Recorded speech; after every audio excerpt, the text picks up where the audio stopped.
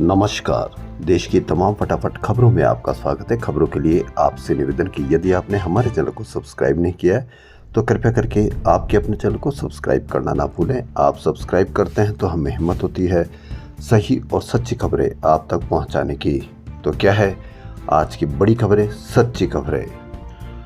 लोकसभा में विपक्ष के नेता राहुल गांधी ने अडानी समूह से जुड़े विवाद पर अमेरिकी मीडिया में की गई टिप्पणी को लेकर शुक्रवार को पीएम नरेंद्र मोदी पर निशाना साधते हुए कहा कि यह कोई व्यक्तिगत मामला नहीं बल्कि देश से जुड़ा मामला है।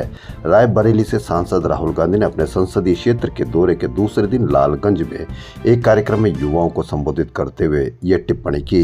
कांग्रेस नेता ने पीएम मोदी की हालिया अमेरिकी यात्रा के दौरान मीडिया के साथ उनकी बातचीत का उल्लेख करते हुए ये आरोप लगाए।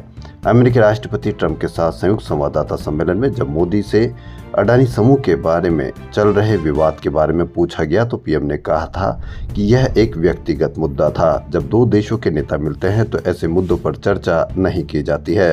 राहुल ने दावा किया कि मोदी ने अमेरिकी मीडिया से कहा कि अडानी उनके दोस्त हैं, वह ट्रंप से उनके बारे में कुछ नहीं पूछेंगे। गुजरात साइबर क्राइम ब्रांच ने 3 लोगों को गिरफ्तार किया जो कथित तौर पर अस्पतालों में महिलाओं की मेडिकल जांच के वीडियो अपलोड कर रहे थे। इन्हीं में एक ने महाकुंभ में स्नान के दौरान महिलाओं के अमर्यादित वीडियो ऑनलाइन अपलोड किए थे। प्रयागराज से चंद्र प्रकाश, महाराष्ट्र के लातूर से प्रज्वल टेली और सांगली से प्रज पाटिल को पकड़ा गया है। आप किसी पर भी मीडिया पर इसकी कोई चर्चा नहीं देखेंगे कि किस तरह से महिलाओं के मेडिकल जांच के वीडियो अपलोड किए गए और ये हिम्मत कैसे हो रही है और कैसे उन अस्पतालों में इनको वीडियो बनाने की छूट मिली हुई थी या क्यों इस तरह से छूट मिली कि उन्होंने वीडियो बना सके।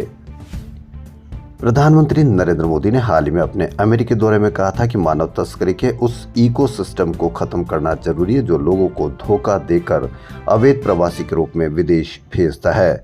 सरकार के संसद में दिए गए जवाबों के अनुसार ये अवैध भर्ती एजेंट लाखों रुपए लेकर लोगों को बेहतर जिंदगी का वादा करके विदेश भेजते हैं। सरकारी आंकड़े बताते हैं कि आंध्र में सबसे अधिक अवैध भर्ती एजेंट है, फिर यूपी, तमिलनाडु, महाराष्ट्र, दिल्ली व केरल का नंबर आता है। इस तरह देखें तो इन 6 राज्यों में कुल 2130 अवैध एजेंट हैं। यही नहीं, इस मामले में टॉप 3 राज्यों में आंध्र, यूपी और तमिलनाडु में ऐसे कुल 1288 केस हैं। फिर भी इन 3 राज्यों में एक भी केस दर्ज नहीं हुआ है। वहीं केरल में सबसे कम लेकिन सबसे ज़्यादा केस 254 केस दर्ज किए गए हैं इनके खिलाफ। मीडिया को चाहिए था कि कम से कम इन पर ही एक चर्चा तो की जाती और किस तरह से प्रवासी भारतीयों को बेड़ियों में लाकर यहाँ छोड़ा जा रहा है या विदेशी सैन्य विमान जो यहाँ की धरती पर उतरा है उन पर तो कम से कम चर्चा जरूर कर ली जाती क्योंकि यह हमारे देश के नागरिक है। यही नहीं, बांग्लादेश में हुए अत्याचार पर किस तरह से मीडिया ने पूरे देश में एक माहौल क्रिएट किया, लेकिन वही मीडिया जब विदेश से अप्रवासी अपने भारतीय जो असली हैं, बांग्लादेश में कौन कष्ट पा रहा है, कौन किस तरह से कष्ट पा रहा है क्योंकि वह हमारे नागरिक नहीं है, तो उस पर तो पूरा मीडिया ने ज़बरदस्त कवरेज किया और चर्चा की। जबकि अमेरिका से अवैध प्रवासी अपने देश में आए, बेड़ियों में आए, जबकि वो अपने देश के नागरिक हैं, लेकिन उन पर कोई चर्चा नहीं की। नया बिल वकीलों के लिए अच्छा है, ये केंद्र कहती है, जबकि ये स्वतंत्रता को खत्म कर देगा, ये वकील लॉबी कहते हैं। केंद्र सरकार अधिवक्ता अधिनियम 1961 में कई महत्वपूर्ण बदलाव करना चाहती है। इसके लिए क्या वकीलों को क्या कहना है, इस पर भी आप अवश्य देखें। नए बिल में धारा 35A जोड़ी जो किसी भी वकील या वकीलों के संगठन को कोर्ट के बहिष्कार का आह्वान करने, हड़ताल करने या वर्क सस्पेंड करने से रोकती है, जबकि मौजूदा व्यवस्था हड़ताल करने पर रोक नहीं, प्रोफेशनल मिसकंडक्ट माना जाता है। मौजूदा व्यवस्था थी कि कोर्ट में वकालत की प्रैक्टिस को ही कानूनी व्यवसाय मानते हैं, जबकि नए विधेयक में कानूनी व्यवसाय की परिभाषा व्यापक बनेगी। अधिवक्ता अधिनियम 1961 की धारा 4 में संशोधन का प्रस्ताव है जिससे केंद्र को बीसीआई में मौजूदा निर्वाचित सदस्यों के अतिरिक्त 3 सदस्यों को नामित करने का अधिकार मिल सके। क्यों नामित करने का अधिकार केंद्र को मिले जबकि मौजूदा बीसीआई के सदस्य राज्य बार काउंसिल द्वारा चुने जाते हैं। हर जगह हम क्यों हमारे सदस्य नामित करने का या नामित करने का हमको अधिकार चाहिए। इसी तरह से कई ऐसे बिल हैं, बिल में ऐसे प्रावधान है जो स्वतंत्रता को खत्म कर देगा, यह वकीलों का कहना है। बार काउंसिल ऑफ इंडिया के चेयरमैन मनन कुमार मिश्रा ने कानून मंत्रालय को एक पत्र लिखा है। इसमें उन्होंने नए विधेयक को वापस लिए जाने की मांग की है। उनका कहना है कि इस विधेयक में जो नए प्रस्तावित प्रावधान जोड़े गए हैं वह न केवल वकीलों की स्वतंत्रता को प्रभावित करते हैं, बल्कि वकीलों से उनके प्रदर्शन व विरोध के अधिकार को भी छीनते हैं। डोनाल्ड ट्रंप ने एक हफ्ते में तीसरी बार वोटर टर्नआउट के नाम पर 182 करोड़ रुपए के फंड पर बयान दिया है। ट्रंप ने गुरुवार को वॉशिंगटन में कहा कि यूएस एड से भारत को पैसा क्यों भेजा जा रहा था, जबकि हमारे सामने ही कई समस्याएं हैं। उन्होंने कहा कि किसी को नहीं पता कि इस फंड का इस्तेमाल कैसे हुआ, ये असल में घूस स्कीम थी। इस पर जयराम रमेश, कांग्रेस महासचिव, का कहना है कि अमेरिका से शुरू हुए झूठ को भाजपा की झूठ सेना ने फैलाया, क्या झूठे माफी मांगेंगे।